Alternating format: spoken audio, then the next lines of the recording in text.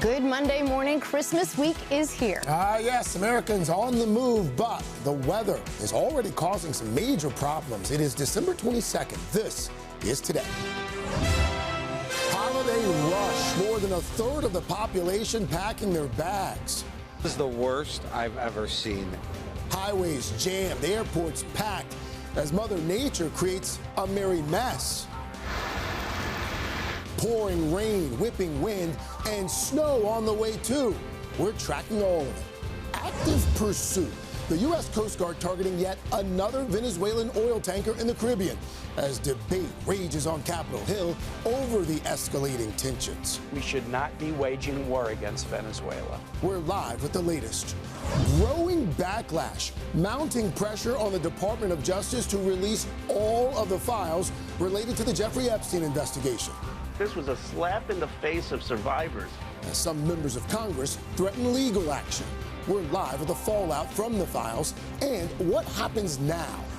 Fit for trial? New details about the investigation into the deaths of Hollywood legend Rob Reiner and his wife Michelle. What we're now learning about their son Nick's mental state, changes to his treatment, and how it could all impact the case moving forward. Shark attack? A desperate search for a woman missing in the waters off a famous California beach. What witnesses reported just moments before that swimmer disappeared. Those stories, plus present of a lifetime. Tonight's Powerball drawing worth a cool $1.6 billion. The life-changing jackpot that could make for the best Christmas ever. And standing pat. Ramondre Stevenson with a block by Williams to the end zone. The Patriots take the lead. The New England Patriots pulling off a furious comeback on Sunday Night Football to punch their ticket to the playoffs, capping a wild weekend in the NFL. Today, Monday, December 22nd, 2025. From NBC News, this is Today with Savannah Guthrie and Craig Melvin. From Studio 1A in Rockefeller Plaza. And a very good morning to you. Welcome to Today. Thank you so much for starting your week off with us. And it is Christmas week, Laura Jarrett. It is Christmas week. Our plaza is ready. The fire is roasting. The merriest Main Street. We got it ready to go. Look at that. The tree is on all her glory. Can't wait to get out there and bundle up with some folks. Yes. Again, Christmas week here. And some holiday travelers, well, they're already facing traffic jams. Yeah, here's a live look at I-76 in Philly this morning. More than 122 Americans expected to be on the move over the next 2 weeks, according to AAA. Meanwhile, here's a live look at Orlando International Airport, one of the most popular destinations this week. Yeah, hundreds of flights across the country already delayed this morning as some severe weather impacts that holiday rush, including those heavy rains and flooding out west. We've got it all covered for you this morning, including your full holiday forecast from Dylan in just a moment, but we're going to start with NBC's Aaron Gilchrist. He is in Atlanta for us. Aaron, good morning. Hey guys, good morning. Listen, the toughest part of the holiday rush is upon us right now. These are the smart people, the folks who got on the road early this morning to make those trips. The Atlanta region is supposed to see its worst congestion of the holiday season this afternoon. That's according to AAA. Same for New York City, making that trek out to Long Island. Detroit, Houston, San Francisco, the madness comes your way tomorrow. And with the two holiday weeks back to back, we could see afternoons with bumper-to-bumper traffic pretty much right through the new year. This morning, the holiday travel crush is full speed ahead. With record-breaking numbers, airports and flights are packed. This is the worst I've ever seen the traffic at the airport. Like crazy. Passenger frustration bubbling nationwide after more than 6,700 flights were delayed on Sunday alone. Wicked weather with severe rain and strong winds adding to the mess. Her entire backyard is Jacoby Creek now. Major flooding overnight in California, turning deadly and killing one person. The flash floods completely inundating streets and leaving people stranded as authorities conduct search and rescue missions in chest-deep water. Fire crews rescuing 9 people from this house after a nearby river swelled. Meanwhile, San Francisco plunged into darkness over the weekend. More than 130,000 people losing power following a substation fire. We're sort of out of battery, out of lanterns, out of candles. the massive outage impacting transportation and businesses across the city. Oh, the power's out, so the Waymo doesn't know what to do. Waymo temporarily suspending service after its cars stalled, causing chaos and traffic jams with the driverless cars stuck in the middle of intersections. It comes as millions traveling for the holidays are bracing for more severe weather coast to coast. AAA projecting more than 122 million Americans will travel by planes, trains, and automobiles during the holiday stretch. And on many roads, it's already near gridlock. Traffic is a nightmare. It should have stayed home, but I'm here.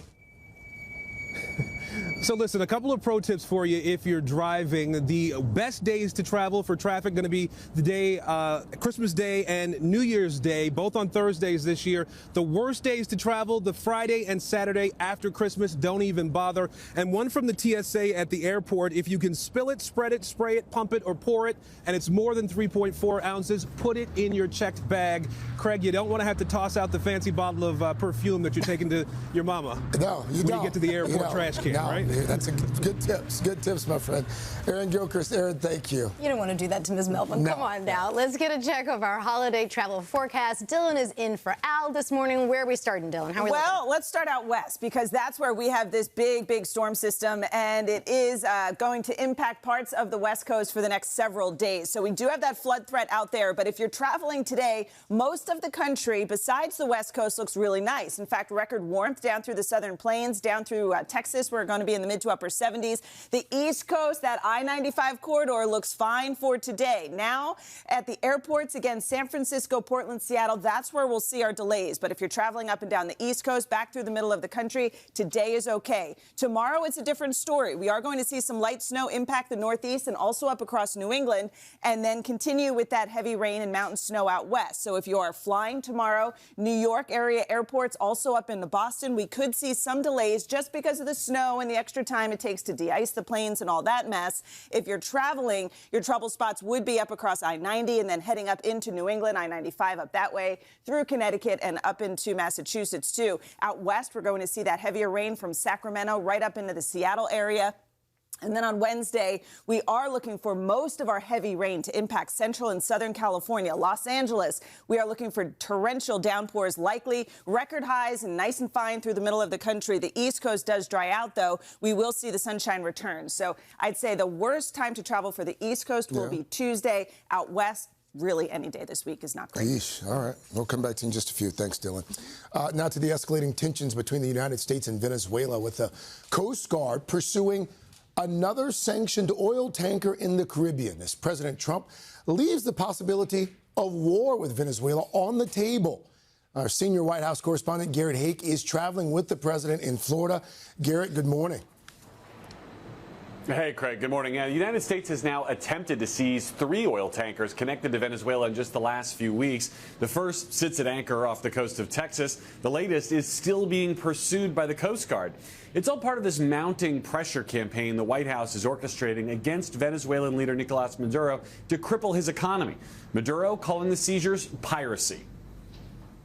This morning, the United States is escalating its pressure campaign against Venezuela, with the Coast Guard now in active pursuit of another sanctioned oil tanker off the Venezuelan coast, according to 2 U.S. officials with knowledge of the matter. One official tells NBC News the vessel, quote, is part of Venezuela's illegal sanctions evasion, flying a false flag and under a judicial seizure order. This tanker, known as Bella 1, was placed on the U.S. sanctions list in June 2024, according to a person familiar with the list.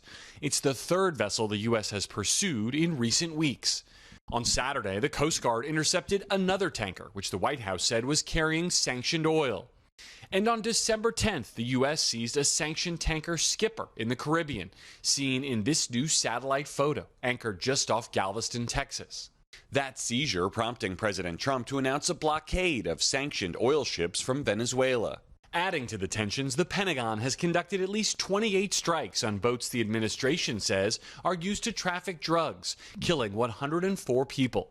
The president is leaving the possibility of war with Venezuela on the table, telling NBC's Kristen Welker by phone last Thursday, quote, I don't rule it out, no. The president also declined to say whether ousting Venezuelan leader Nicolas Maduro was his ultimate goal. Many Republicans are encouraging him to do just that. I support the idea of standing up to Maduro, and I want him to go. I am all in the camp for regime change. Democrats and at least one Republican argue regime change would be a mistake. We should be using sanctions and other tools at our disposal to punish this dictator. But I'll tell you, we should not be waging war against Venezuela. It isn't the job of the American soldier to be the policeman of the world. In a video posted online Sunday, Maduro saying his country has been battling a, quote, campaign of aggression that ranges from psychological terrorism to piracy. And we will almost certainly hear directly from the president on this topic today. He'll be making some kind of announcement to reporters alongside Defense Secretary Pete Hegseth and the Secretary of the Navy from Mar-a-Lago later this afternoon. Craig. Garrett Haake traveling with the president. Garrett, thank you. And back in Washington, some members of Congress are turning up the pressure on the Department of Justice now to release all of the files related to Jeffrey Epstein as survivors speak out. NBC's Ryan Nobles is following that story for us. Ryan, good morning. Laura, good morning. One group representing survivors called the release a step backward for transparency. And members of Congress, both Republican and Democrat, are threatening impeachment and contempt if the DOJ does not do more to make sure every file is released. This morning, growing backlash aimed at the Department of Justice over their release of the Epstein files. The problem is this was a slap in the face of survivors. Members of Congress and survivor groups raising concerns over the uneven disclosure, with thousands of documents still not released, pages and pages of redactions, and photos and documents posted and then taken down, including this one that included snapshots of the president, which the DOJ later reposted. Now, the leading sponsors of the law that forced the DOJ to release the files are considering holding the department in contempt of Congress or even impeaching Attorney General Pam Bondi. They're flouting the spirit and the letter of the law. It's very troubling, the posture that they've taken. And I won't be satisfied until the survivors are satisfied. Deputy Attorney General Todd Blanche telling Kristen Welker the DOJ is not working to shield anyone, including President Donald Trump. If President Trump is mentioned, if there's photographs that we have of President Trump or anybody else, they, of course, will be released. The DOJ responding to the criticism by posting a lengthy fact sheet describing a, quote, arduous process and arguing the redactions and slow release are all part of their effort to protect the victims. Hundreds of lawyers looking at every single document and making sure that victims' names and any of the information from victims is protected and redacted. Sky Roberts' sister, Virginia Roberts Giuffre, was among the first survivors of Jeffrey Epstein to come forward and tell her story. I think we still have a big fight ahead of us. Giuffre took her own life in April. Her brother telling Hallie Jackson survivors are expecting a lot more from the DOJ. I think a lot of survivors are feeling a bit betrayed right now, too. Now, the Department of Justice says there are 200 lawyers working around the clock to finish the work. The members of Congress tracking the release believe at this point the government has only released about 10% of the material that they have on Epstein. Laura? All right, much more to come. Ryan Nobles in Washington, thank you. Well, now to the frantic search for a woman who went missing off the coast of a Northern California beach. Investigators are now trying to figure out if she was the victim of a shark attack. NBC's Emily Aketa is here with that story. Emily, good morning. Greg, good morning to you. Police say the 55-year-old woman was swimming about 100 yards offshore when witnesses saw a shark emerge. While officials are still working to confirm the apparent shark attack, this popular beach is no stranger to these apex predators. A frantic search is underway for a missing California swimmer. Arcom 6295 responding to Lovers Point. Emergency crews rushing to Lovers Point Beach in Monterey Sunday after a witness saw a shark breach the water with a body near a group of swimmers. Around noon today, there was a large splash that was seen by a witness up here on the shoreline. And from that, all the other swimmers came in because they thought maybe it was possibly a shark attack. 55-year-old blonde blue eyes woman that is currently missing. The Coast Guard, along with local authorities, are conducting the search and rescue operation using boats, drones, and helicopters. Officials are not yet identifying the missing woman and have not confirmed an attack, but said in a statement 2 witnesses indicated the swimmer may have encountered a shark while swimming offshore.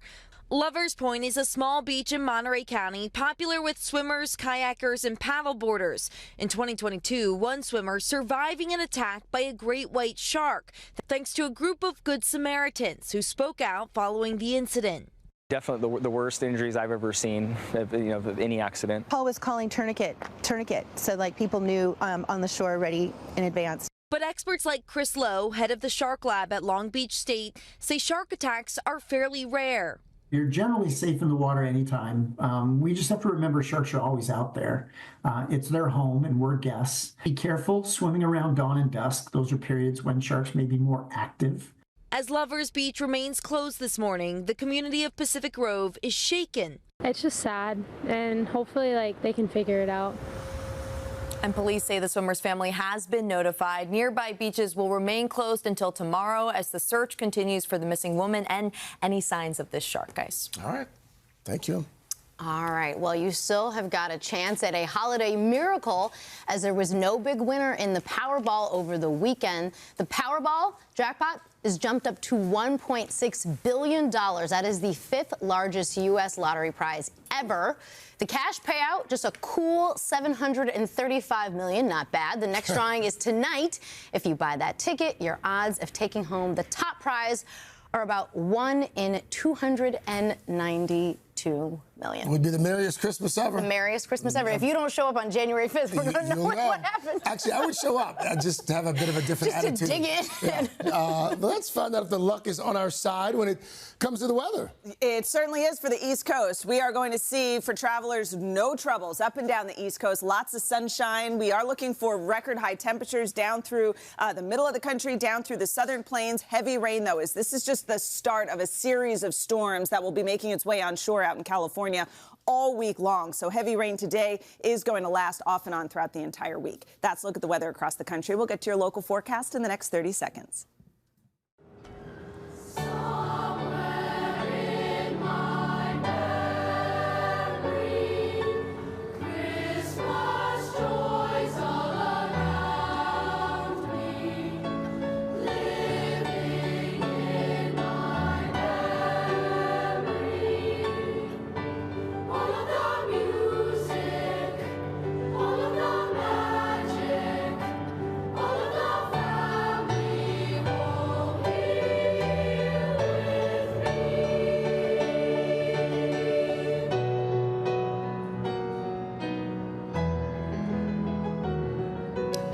We are back now at 7:30 with the award-winning festive choir, Philadelphia Boys Choir and Chorale.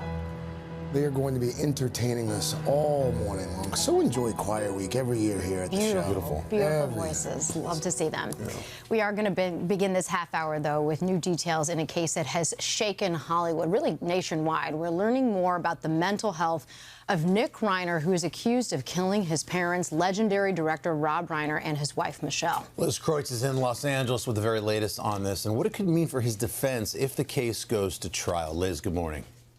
Well, hey, guys, good morning. This tragic case may now become more complex as we're learning about the medical history of Nick Reiner. On Friday, a judge signed a sealed medical order pertaining to the case. And according to multiple sources, the 32-year-old was suffering from mental health issues. This comes as more friends share touching tributes to the late couple.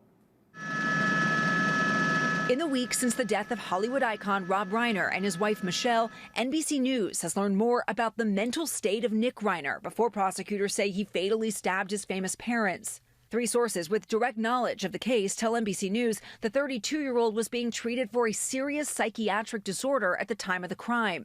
The sources say Reiner, who had been open about his struggles with substance abuse, was diagnosed with schizophrenia several years ago, and that his medication had been changed or adjusted sometime before the killings.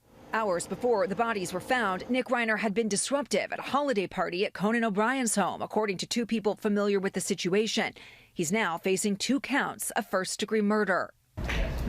Reiner did not enter a plea in his first court appearance last week, where his attorney urged the public not to rush to judgment. There are very, very complex and serious issues that are associated with this case. Experts say Reiner's mental health is not only likely to be at the center of his legal defense, but could also impact the potential for the case to go to trial. looking at Nick Reiner's mental state right now could actually stop these proceedings in their tracks if he's not deemed competent to stand trial and move forward with the legal proceedings. Now, with their autopsies completed, the bodies of Rob and Michelle Reiner have been returned to their family. Over the weekend, Saturday Night Live paying tribute to the comedy legend, sharing this photo of Reiner, the show's third ever host back in 1975. A lot of you are wondering about the way I look tonight. This is the way I look live, ladies and gentlemen. This is the real me. In the New York Times, friends and relatives also remembering the love of his life, Michelle, an accomplished photographer whom they described as equal parts mama bear, social planner, and glue of the family. Liz, just given these new details that you just laid out there about Nick Reiner's condition, possible that he could plead not guilty by reason of insanity? Yeah, I mean, Craig, we should point out that his attorney has not commented on any potential legal strategy, but according to experts, the short answer is yes. However, they also note that insanity is a very high bar to successfully plead. Any action that he potentially took to cover up the crime, like hiding a murder weapon, which, by the way, has still not been found, washing or changing clothes, all of that can undercut that defense. Craig. All right, Liz Kurtzforst there in Los Angeles. Liz, thank you. Coming up here, our pop star sneak peek, a big farewell to beloved SNL cast member Bowen Yang and what he says about leaving the iconic show. First, though, pretty cool story. An up-close look at how those crews clear all the ice off planes during these frigid days. Our aviation expert, Tom Costello, standing by for that one. Hey, Tom. Hey, buddy. So listen, this is an exact science, right? They have to know exactly what the temperature is going to be, what the humidity levels are, and they need to de-ice your plane before it takes off. We'll go behind the scenes. Where else but Denver International when we come back.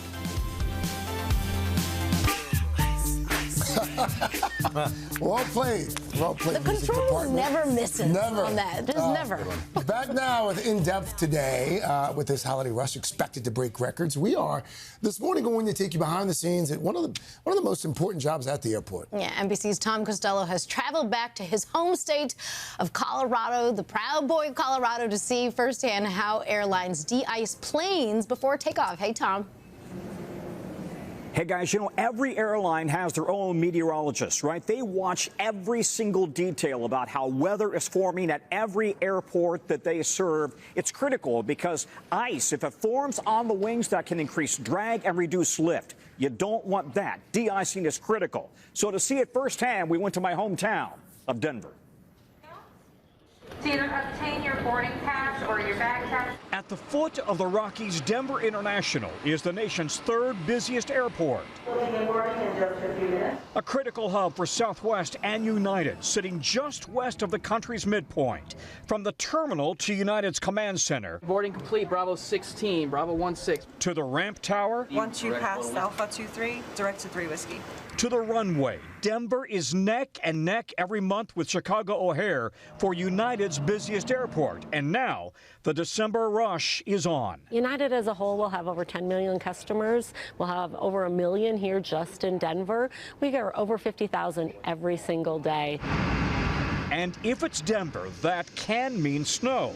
Earlier this month, United de-iced a record 471 planes in one day as they dug out from 5 inches of snow, starting with plane engines, then nose to tail, wingtip to wingtip. We want to make sure that all frozen contaminants are removed from all the critical lifting surfaces, the fuselage, the tail, the wings. 4 trucks surround a plane on the pad, methodically spraying it down to ensure it's safe to fly. It's not just snow, it's freezing rain, it's frost, it's ice, it's any kind of freezing pellets or moisture that might weigh down a plane. All of it must be taken off before the plane can ever fly. An advanced science based on the lessons of decades-old ice-related crashes. The De-icing Ops Center constantly tracks the temperature and the forecast. Last year, United went through 1.7 million gallons of de-icing fluid in Denver. Each plane typically takes 10 to 15 minutes to clear. This is not a job that you can be cavalier at. Safety, that's my first and foremost, is the safety of flight. Ensure that airplane is clean before takeoff and before you release it off the pad. This morning, with passenger levels growing, airports nationwide are at all hands on deck. Hey, Tom, given just how busy it is right now, how do the crews make sure that this doesn't cause more delays? Well, listen, they can, right? If you had some significant de-icing operations at any airport in the country, that could slow down the departure rate. But they're not going to take any chances on not de-icing a plane. And oh, by the way, yes, full disclosure, it's going to be 71 degrees in Denver today. It's going to be in the high 60s all week. So Denver this week is going to be looking pretty good. The ski areas are struggling, but Denver's going to be pretty warm, you guys. Looking pretty good. All right, Tom, thank you. Let's head back over to Dylan for another check of the weather. All right, nice in Denver, but nice anybody in Denver. else? Anywhere else? You go a little farther west and not so nice. We are going to see a big series of storms make their way onshore. 41 million people are under flood watches or flash flood warnings across California, and rock slides, mudslides, those are all going to be an issue. Right now, we have pockets of heavier rain, mostly in the higher elevations, but this is going to intensify as we go through the next several days. We've got an area of low pressure offshore. We're going to see this stream of moisture, this atmospheric river will continue to push in some of those heavier downpours. And in fact, over the next 5 days, we could see some spots picking up more than a foot of rainfall, even higher amounts up across the higher elevations above 7,000 feet. We could see about 3 to 5 feet of snow. So the ski areas will be doing just fine, but we will see some travel troubles there. Elsewhere across the country, we're actually looking for some record high temperatures. Look at all these red dots here. Those are the forecasted cities over the next 3 days where we could see record-breaking high temperatures in about 24 states. So numerous record highs, lots of sunshine through the middle of the country. The East Coast looks good for those of you traveling today. Tomorrow is not our day to travel for the Northeast up into New England, as we are expecting some light snow to fall. That's a look at the weather across the country. Now here's a peek out your window. And that's your latest forecast. All right, second best time in the morning. All right, thank you, guys. We'll get to it over the weekend. Saturday Night Live celebrated their last show of 2025 with a fond farewell to cast member Bowen Yang. His mid-season departure, a bit of a surprise to fans. That announcement only dropping on Friday afternoon. Bowen joined the show as a writer in 2018 before landing a spot in the cast. And after 7 hilarious seasons, Bowen's very nice send-off included an assist from his wicked bestie, Ariana Grande, and this weekend's iconic musical guest, the one and only Cher. Oh, Rhonda, I should have come home earlier. I just feel so lucky that I ever got to work here. And I just wanted to enjoy it for a little bit longer. Especially the people. I've loved every single person who works here because they've done so much for me, especially my boss. Oh, your boss. There she is. That was good. How about that? That's pretty cool, huh? Online, Bowen opening up about his decision to leave SNL, writing on Instagram, I loved working at SNL, and most of all, I loved the people. I was there at a time when many things in the world started to seem futile, but working at 30 Rock taught me the value in showing up anyway when people make it worthwhile. So our best to Bowen. Go out to LA, films, podcasts. All the things. We're gonna crush it. Just getting started. All the things. By the way, that entire sketch, like it's his last day in the Delta One Lounge. The whole thing from beginning to end. It's pretty funny. Like Keenan's part of it. Like it was a nice send off. All right, still ahead here on the Morning Boost, we are going to pay a visit to what might be the most festive 4th grade classroom in the entire country, thanks to a very special elf. We'll do that right after this.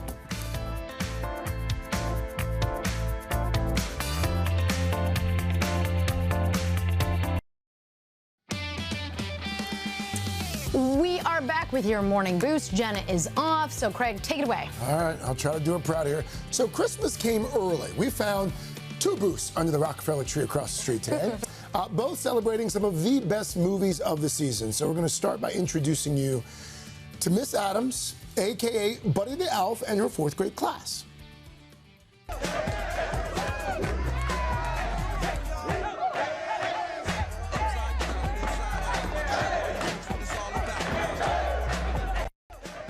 Wow. That's really going for it.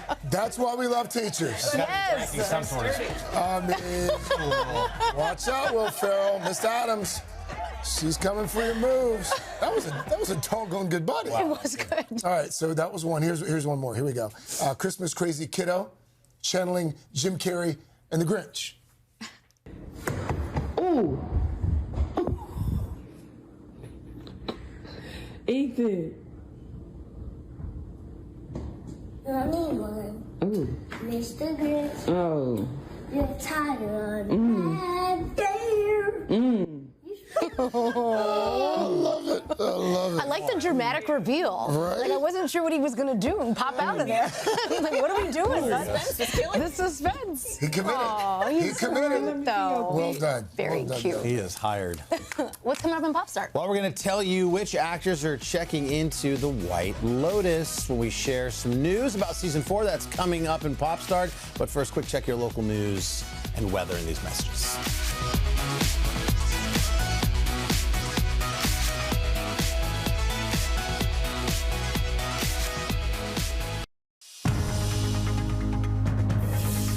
It's 8 o'clock on Today. Coming up, the rush is on. A record-breaking number of travelers getting their journey underway. This is the worst I've ever seen. But millions facing flight delays and traffic jams amid another round of severe storms. Dylan's got your full forecast. Then, devastating crash. New details on that small plane crash that took the lives of former NASCAR driver Greg Biffle and his family. The cockpit recorder now recovered, what investigators are saying this morning. And meaning in the message. Just ahead, a really special conversation on faith and connection. I think one of the things that people are really looking for more than anything is what they're looking for all the time. They're looking to be part of something bigger than themselves, and they are looking to connect and grow with their relationship with God. As I sit down with my own pastor for a touching and personal conversation, his incredible message on finding meaning this holiday season. All that plus White Lotus casting gets underway. Welcome to the White Lotus. Silver and Goldblum. Oh, the weather outside is frightful. And Idris Elba forms some new bonds. It's all coming up today, Monday, December 22nd, 2025. We're in Richland, Washington. Today's my Sweet 16. It's our first time in New York. Hi to my dad and brother Sam, back home in Effingham, Illinois. Kicking up the week from Toledo, Ohio. Madisonville, Louisiana. Chester, South Dakota. Greenville, South Carolina. And Hartsville, Tennessee.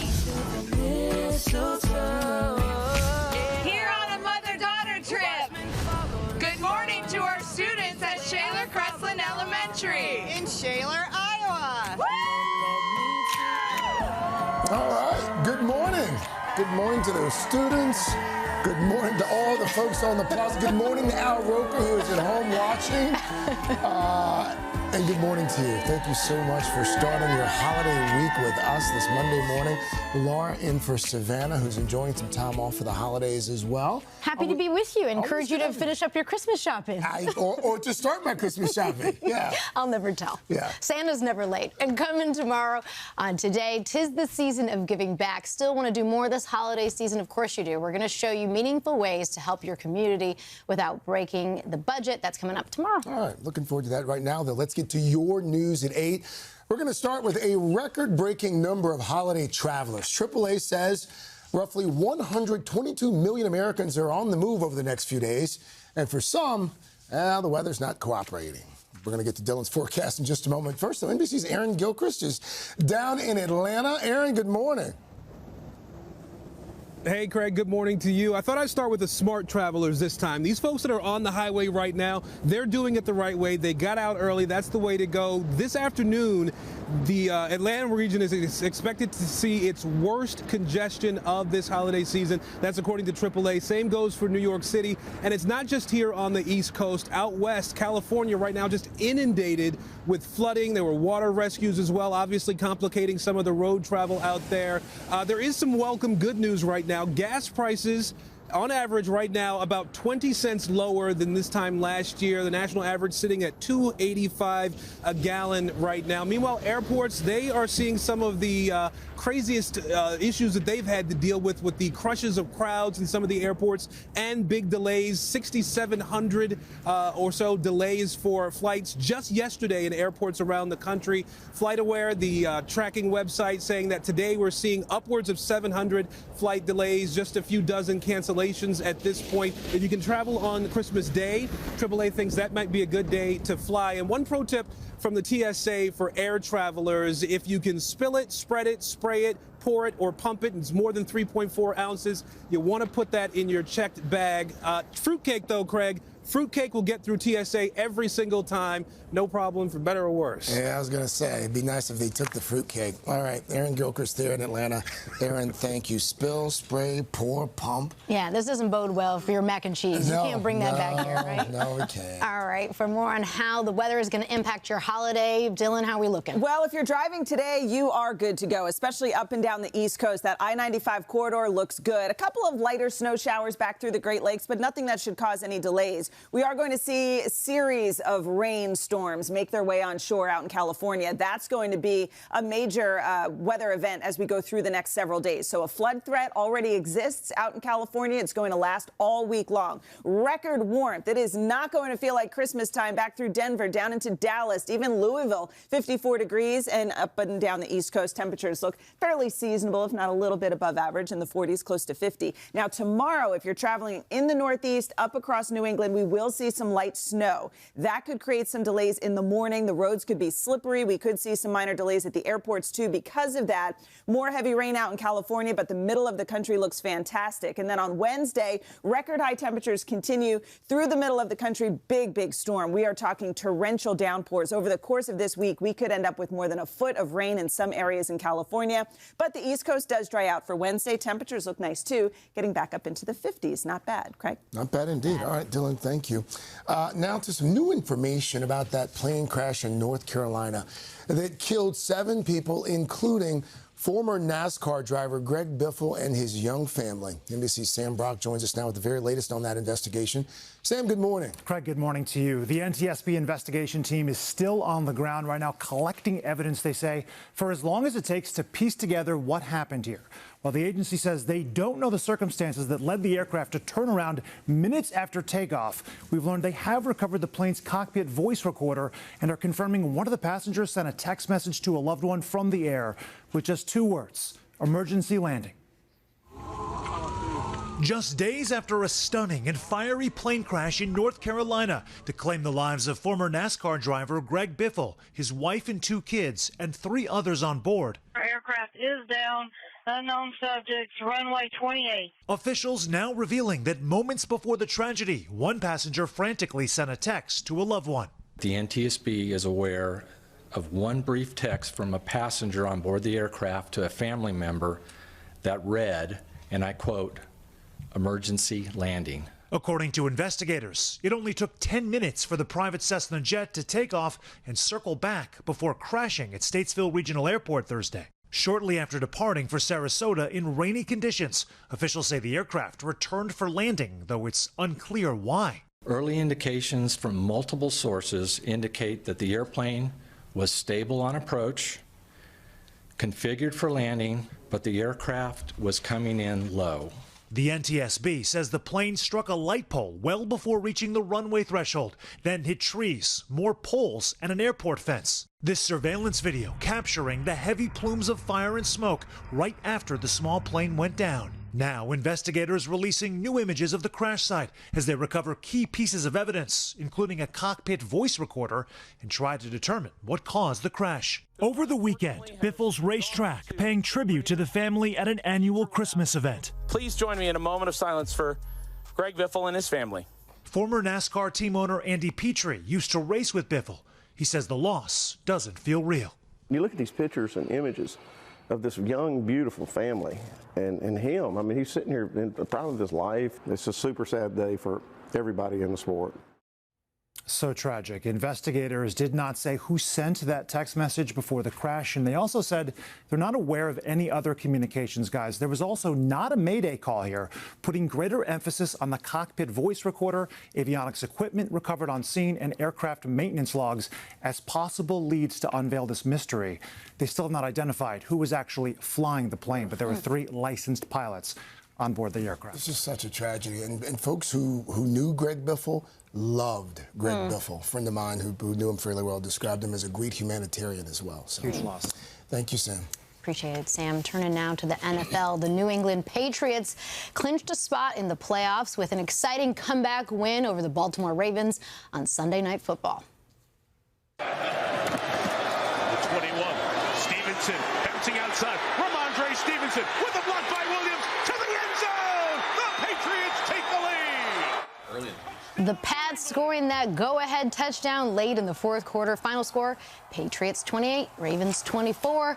It's the first time that New England has made the playoffs in 4 years. You know who else is doing well? My Bears. Your Bears are doing well. They're coming through. You know who's not doing well this season? Commanders. I'm sorry, I didn't want to say it, but you brought it up. Yes. I didn't want to rub it in. It's been a rough season. Sorry. But no, yeah, you did. Yeah, you did. Carson, what's coming up? Help me out. All right, guys, on a brighter note, Idris Elba having some fun with the idea of taking on an iconic role. The video that he posted that has Bond fans buzzing. All right, and first, I really can't wait this morning to share my conversation with my pastor, who has a Christmas message that we could all really hear this time of year.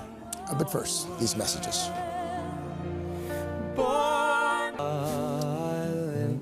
All right, Christmas, of course, just days away. And Craig, you have a beautiful story for us this morning about faith and connection, and this one is personal. Yeah, it is. It is personal. I recently sat down with my pastor, senior minister Jeff Ryder at Greens Farms Church in Fairfield County, Connecticut. And Pastor Jeff, as we call him, has a really incredible message about finding meaning this holiday season, a message that we could all use this week and as we go into the new year ahead.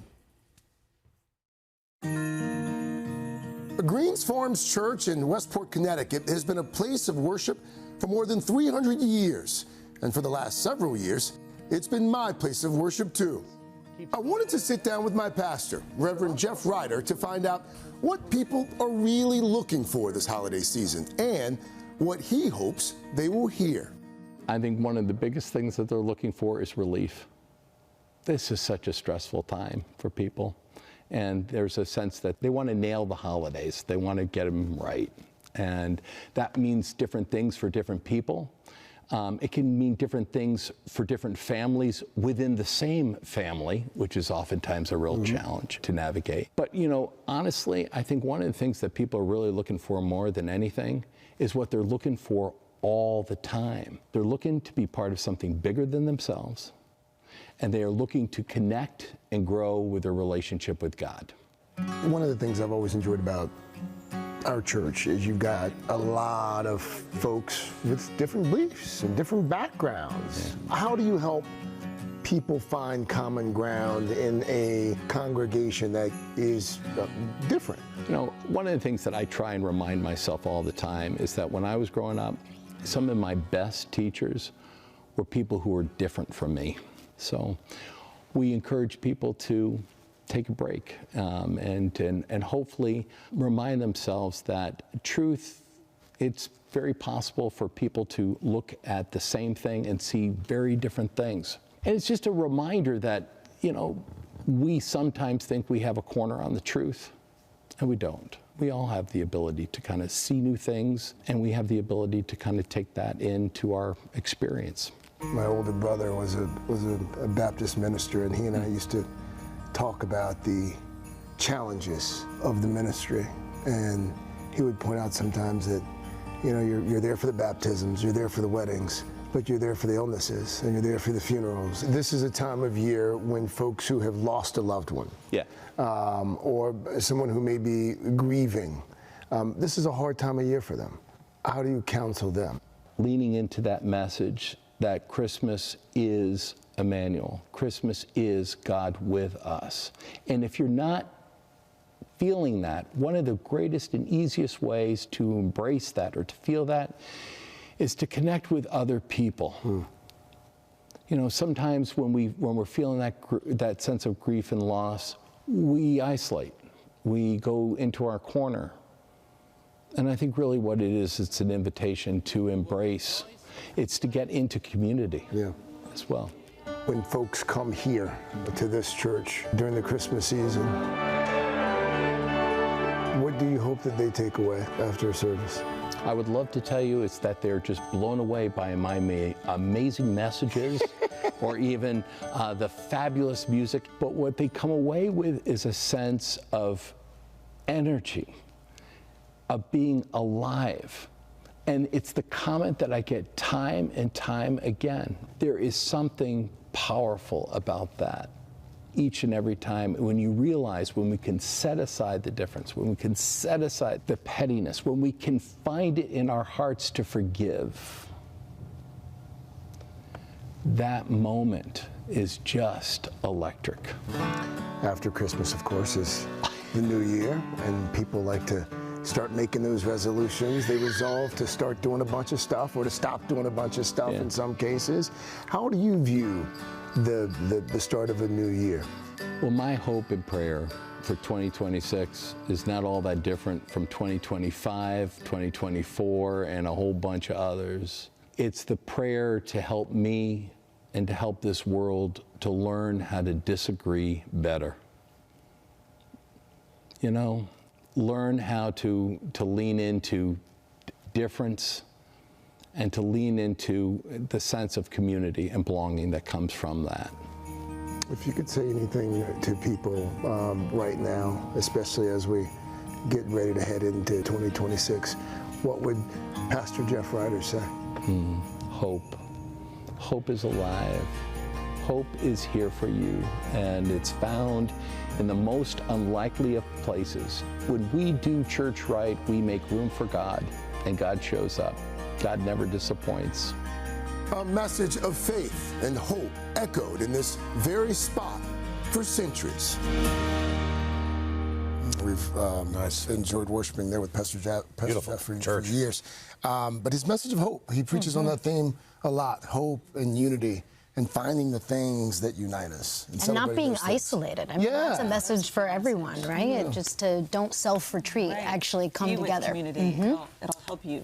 Yes. By the way, big thanks to Pastor Jeff Ryder and the entire staff and congregation there at Greens Farms Church and Fairfield County Connecticut. Do you think you're exempt now from giving to the church because you put them on TV? That's why I did it. When the collection basket comes to you now, do you go, no, I put you on the Today Show. That's Remember right. that? I'm good. I'm good. You know me well. A little spiritual political capital goes a long way. With your matching vest. Love it. And that's your latest forecast. All right. Best time All right, guys, we're going to start with White Lotus and Popstar today. The HBO hit defined television in 2025 with lines like this. You want to live in Taiwan? You know the monastery.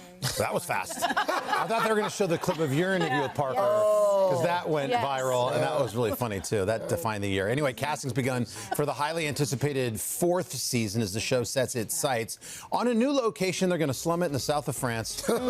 Checking into the White Lotus season 4 is going to be Hunger Games and Vikings actor Alexander Ludwig, along with singer and actress AJ Mashaka, who recently starred in the long-running sitcom The Goldbergs. Okay. All right, next up, Idris Elba. For years, fans and me have been asking, why isn't he stepping into the shoes of James Bond? The name's Bond. James Bond. And while Idris hasn't played 007 yet, he is giving the fans a little tease of what could have been, appearing at a recent wax figure unveiling at Madame Tussauds Museum in London. Idris couldn't help but step into a lineup of statue spies. So it features all 6 past James Bond actors in character. And then Idris there at the end, and he joked when he posted it. Wifey made me do it. I mean, that's got to be something that happens at some point, right? I hope so. He looks pretty good in that lineup. Yeah. Could that be a tease? Okay. I don't know. Oh. It really is one of the biggest misses, I think, in Hollywood that they didn't tap him sooner for that role. He was such, He obviously. can still pull it off. Yeah, he's the best. Next up is Ben Platt. Last night, the actor and singer wrapped up his mini residency out in Los Angeles with a wickedly talented surprise guest. Take a look. Oh, weather outside is frightful, but the fire is so delightful. And since we've no place to go, well, let it snow, let it snow, let it snow. There he is, the one and only Jeff Goldblum. He was just playing piano with Savannah a few weeks ago. I know, he is everywhere. Next up is Ed Sheeran. You never know where Ed's going to pop up these days. He recently played at a New York City chapel. It was an event benefiting an organization that provides meals to those in need. Ed appearing alongside rock band Wheatus for a holiday spin on their 2000s hit, Teenage Dirtbag.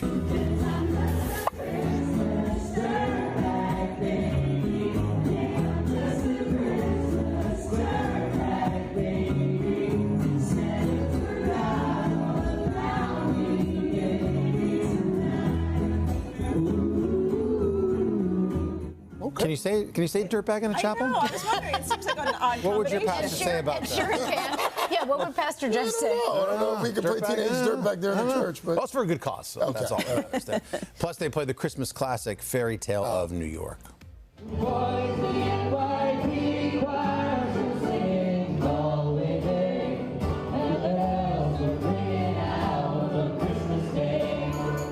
All right, they're back in good graces. Finally, Nate Bargatze, the comedian, channeling all the Mr. Mom vibes in the trailer for his new movie, The Breadwinner. In it, he plays a father of 3 who's left to take care of the kids while his wife, who's played by Mandy Moore, is off in pursuit of marketing her very own invention. Here's a look at that. I'm the top salesman at the dealership. I think I can handle a month alone with the girls. You act like I'm gonna blow the house up. Bye. Dad, the front door is locked. There's a window in the back, we'll crawl through that. Dad, you're going the wrong way. To your school. To any of our schools. You don't know where our schools are? I'm gonna come wrong. What? No, give me the phone.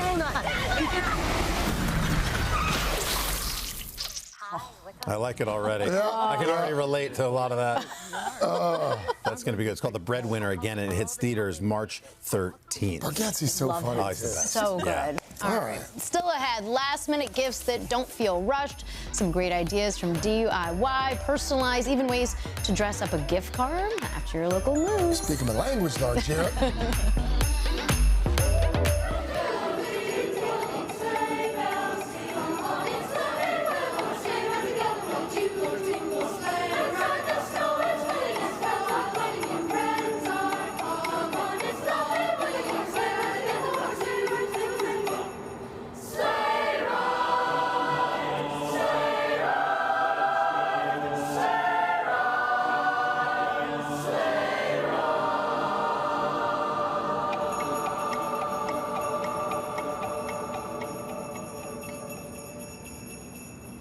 Oh, beautiful, beautiful, beautiful. Nice job, guys. Well Lovely done. job, kids. We are back with the Philadelphia Boys Choir and Chorale serenading us with Sleigh Ride.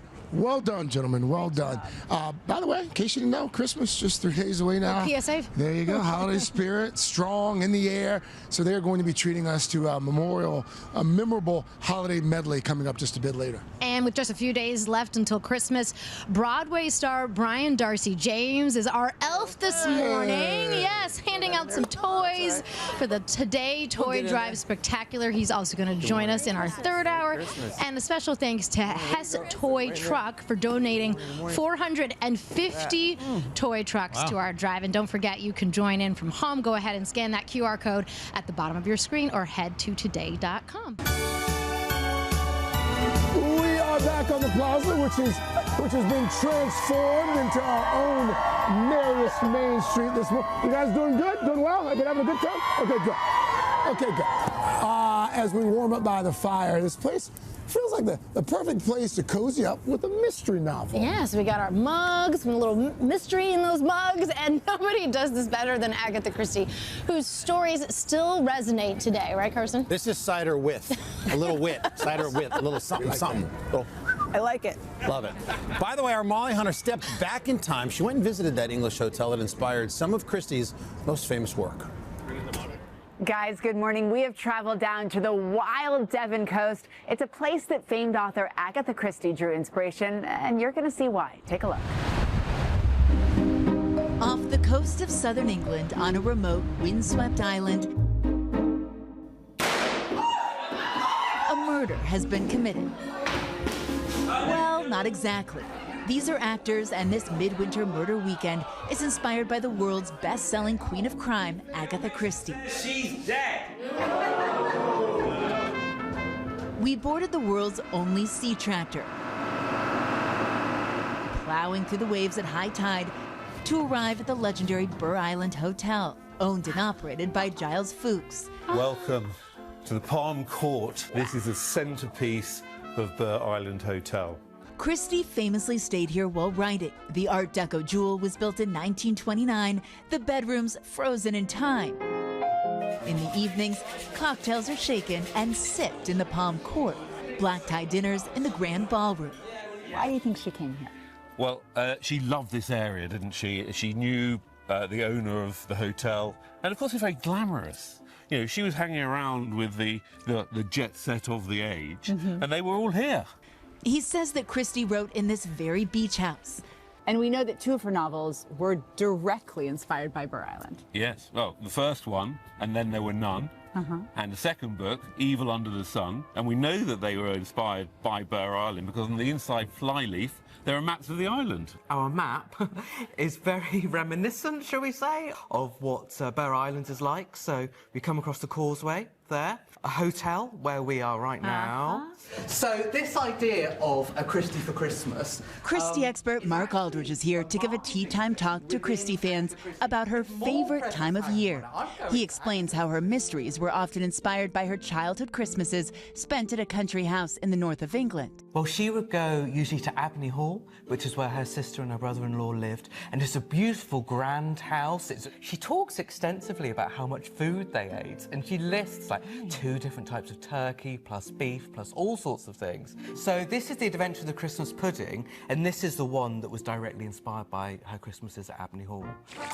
The hotel is packed for the holidays. In the warmer months, or for the very brave, there's the mermaid pool. Christie was an avid surfer, but here the wild English weather changes on a dime. The wind, the rather dangerous-looking cliffs, the waves, all of it ripe for the imagination of a mystery writer. As dusk wraps the island, back at the hotel, I mean, this is beautiful. A wardrobe change is required, and dress designer Kara Wagstaff is on hand to help. We're looking at original 1920s beaded dresses. I like that. That kind of like an octopus almost, isn't it? It's so deco. It's so, well, they all are, but that is, because it is a 1920s hotel. And anyone who visited at the time, like Agatha Christie, this is how you would have dressed. Absolutely. She would have worn one because she would have been able to afford one. Wow! Look at you! This was the dress code. Amazing. Well, I've made you a drink, which is of the era, a gin martini.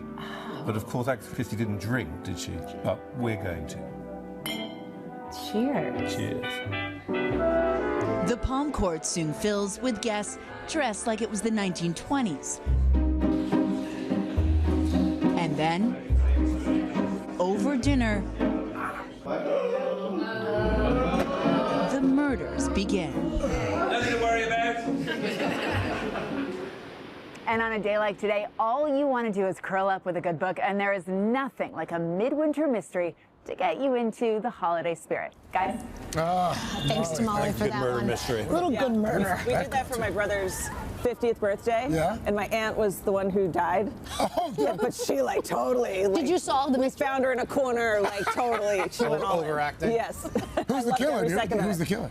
You remember? I don't remember. Yeah. Up next, from keepsakes to candy, the appropriately named Jasmine Snow. She's got some last-minute gifts that are thoughtful and adorable, and budget-friendly too. First, this is Today on NBC. All right, Christmas about 72 hours away now, and if you're like me and you still have a few folks to cross off that list, do not panic yet. Lifestyle expert Jasmine Snow is here. She's got some simple and really thoughtful gifts that don't feel last minute. They don't feel slapped together. You can find all of these at stores in your area. These are really cool gifts. They're really cool gifts. I have to say, this is a really good one. You're going to be excited. So, Jasmine Snow, do you like this time of year? Do you get sick of people making us cheesy jokes? This is my Super Bowl. This is your season. This is my season. This is I your really season. shine. All right, let's start here. Okay, so we're starting with a locket necklace. Okay. So this is the easiest way to have something really personalized. You're going to score a lot of points with this one, okay? These are from Claire's. Go to your local mall, grab one of these necklaces. You can print out a photo. So I printed out a photo of my daughter at home or a one-day photo place. Pop it in there. People will love it. It's really special and meaningful, really affordable, and you can get it same day. Thoughtful and last minute. Yes. I love it. Okay. I love this one. So it's a DIY beauty ornament for all the beauty. Yes, all the girls, right? So go to your local craft store. Even the dollar store has these. Make sure you get something that's oversized. You can just pop this out, and then you can stick anything in here with any kind of filler. So I picked the tinsel because it was a little bit more festive, but anything you want, any little treasures that fit in there, candy. People love this, especially all the beauty girls love this one. That's a great idea. Yes. My 9-year-old daughter would love that. Yeah, my 9-year-old loves this. This would be a nice hostess gift. Okay, so hostess gift, you can't go in empty-handed. You want to have something that looks really nice and presentable. So a candy tray, you know those luxe candy trays that you have to place orders for weeks in advance. So this, you can go to your craft store, you can go to the dollar store, grab one of these empty bead boxes in the container section, or in the beauty section, those beauty organizers, fill it with candy as you're waiting in line to check out, and that's it. It's done and done. If you want something a little more luxe, at Home Goods, they have these trays, and you can pour in some chocolate, some caramels, cookies, and it's a little bit more luxe, a little more adult, but love this. It's such a good one. I like that idea. And then we've got a card holder. So for anyone who loves to entertain or they have game nights, this acrylic card holder is so cool, and it looks really cool. So you can order it on Amazon, some places same-day delivery, or at least overnight. Grab some of these card cases. So these all come in tons of colors. Inexpensive too. Yes, and we did them in the metallics because it's festive, but just pop them in here, wrap it up, and it looks very fancy. By the way, I find that if you wrap anything in cellophane, anything in cellophane, it works. It levels it up. It does. It really does. I did this just like 2 weeks ago for our Secret Santa with Chanel. I went to CVS. They did it in like 2 hours. This is where I got it. CVS in 2 hours. I threw some photos of my kids in there on the app, or you don't even have to have the app. You just upload it. It's already pre-designed. You just add the photo, and it's done so quick, very personal. People love this one. And then for our kids, this is so easy. Grab-and-go stations at Target. These are $4.99, these Lego sets. We love these. Kids love them for travel, at a restaurant. I always love to stock up on these and have them on hand. That would also make for a good stocking stuffer, too. Yeah, they're so good for stocking stuffers. Jasmine, you may not know this about me, but I give out a lot of gift cards. You're a gift card guy. I'm a gift card guy. Okay. But this makes my gift card look like it wasn't completely last minute and thoughtless. Yes, so it's all about like the bag, the bow, the box, the presentation, right? So this is a perfect example. I went to Hobby Lobby, grabbed this popcorn bucket, and then in line again, grabbed the popcorn, the candy right here, and then we have a movie gift card, and all of a sudden it's like you've been planning this for weeks, right? It looks so good. It's going to be really awkward when one of my family members gets this bucket for Christmas. Right, So you're just going to pack that up and bring it home with you? Reinventing the wheel there. Jasmine, there's one more. Yeah, there's a masterclass gift card with a notebook, and then we've got a Spa Finder gift card, and grab some shower steamers or some bath bombs. Again, it looks like you really put so much thought and time into it. Well done, Jasmine Snow. Crushed it. All right, Jasmine, thank you. Coming up, the award-winning Philadelphia Boys Choir and Chorale. They are here with a holiday performance that you do not want to miss. We'll do that right after this. But first, this is Today on NBC.